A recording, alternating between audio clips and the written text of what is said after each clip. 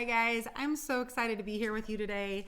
My name is Christa Curtis, for those of you that don't know me, and I just want to share a little bit about who I am and dive into this word rooted that you guys are pondering, right? And so there's so much I've lived a lot. I've lived a lot of life and I've been a lot of places.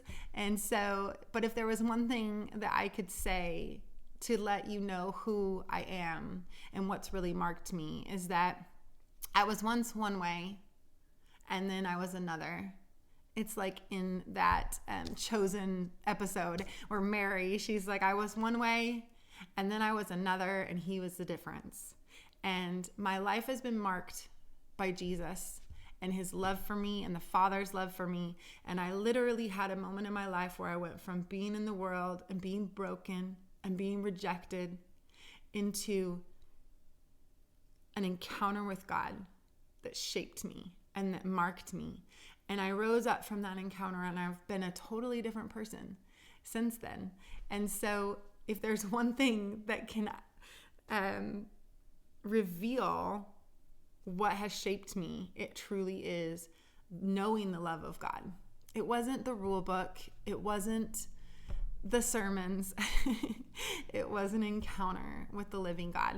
And so it really is my life's mission, my heart's cry for every man, woman, and child, family, marriage, all the above, to know God deeply, to hear his voice, and to encounter his love personally. Because all of the fruit of the good things in our life that come out for him and for his kingdom, if they are rooted in that love, if they are rooted and grounded in that love because we've experienced it and we know it, then those things will naturally flow out of us.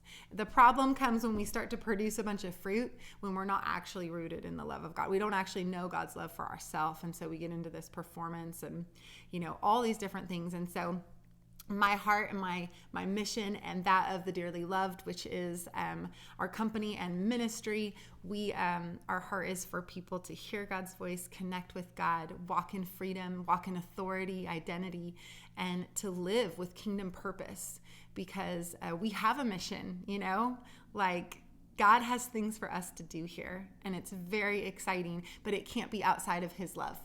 So I want to talk about this word rooted for a minute because I love it. I love this imagery of our roots going down into soil, right? And in Ephesians 3, it says, be rooted and grounded in love, right? But what are we rooted in? Like, what is the soil that we live in? What are the options for soil that we live in?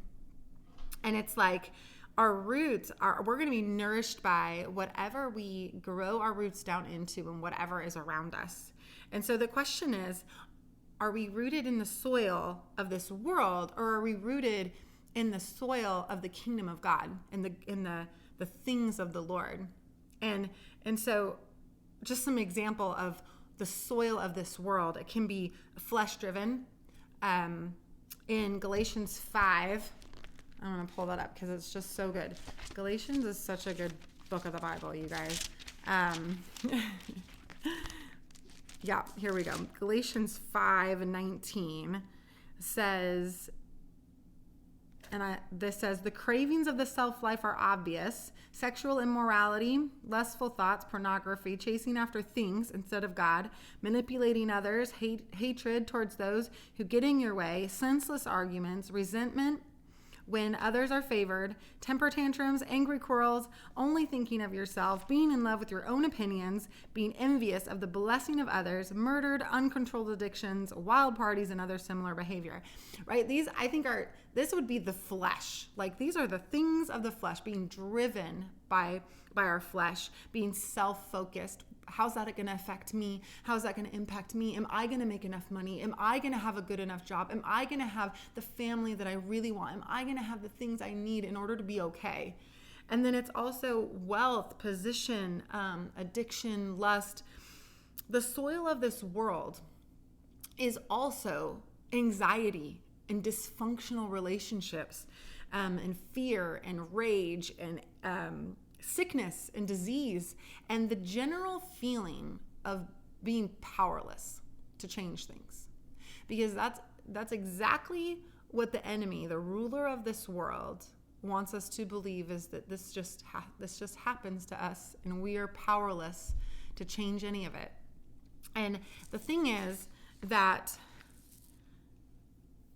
all of these things are what we can often allow ourselves to be rooted in.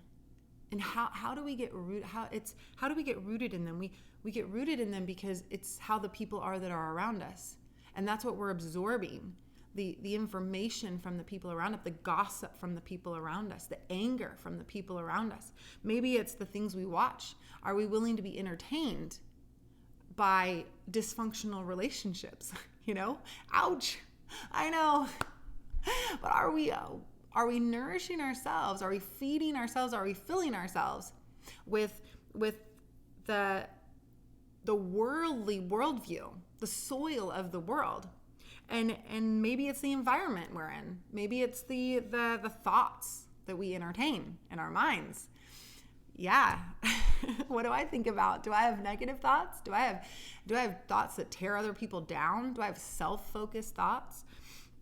Right? So all of these things, we can say, like, we want to be rooted and grounded in God and in the kingdom of God. But if 98% of the time we are digging our roots, we're growing our roots deeper and deeper into the soil of this world, into the flesh, into the things of this world, then we can't produce the fruit of his kingdom, because we're only going to produce the fruit of what we've been nourished by. And so what is the soil of God's kingdom? What does that look like? It looks like being spirit driven, right? And that's in Galatians 2, it talks about how the spirit and the flesh are in opposition to one another. They can't coexist. They're in opposition to one another. And then it looks like being God-focused and others-focused rather than self-focused. It looks like joy and peace and generosity and covenant love and genuine connection and freedom and redemption, biblical values and honor. It looks like healing and restoration and health. It looks like power and authority over the kingdom of darkness, not powerlessness. And so, I just feel like this is such a beautiful word, this rooted, because it matters.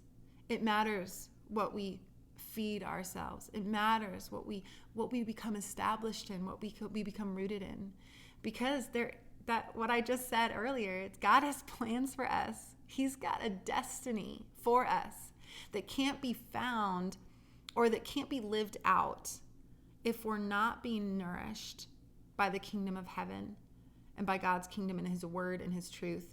And if we're allowing the world and the rulers of this world to be what we feed ourselves.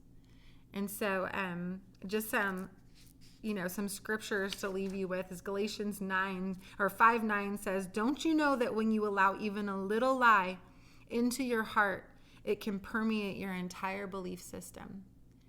And Galatians 6:7-8 says, "God will never be mocked, for what you plant will always be the very thing you harvest. The harvest you reap reveals the seed that you planted. If you plant the corrupt seeds of self-life into this natural realm, you can expect a harvest of corruption.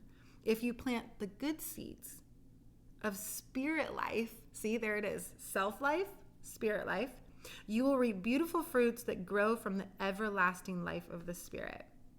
So we are called to be rooted and grounded in the love of God. We can't separate God from love. God is love. And to be rooted in God's love is to be rooted in God and in his kingdom. And all the soil of the kingdom, of God's kingdom flows from who he is and his love for us, his pursuit of us.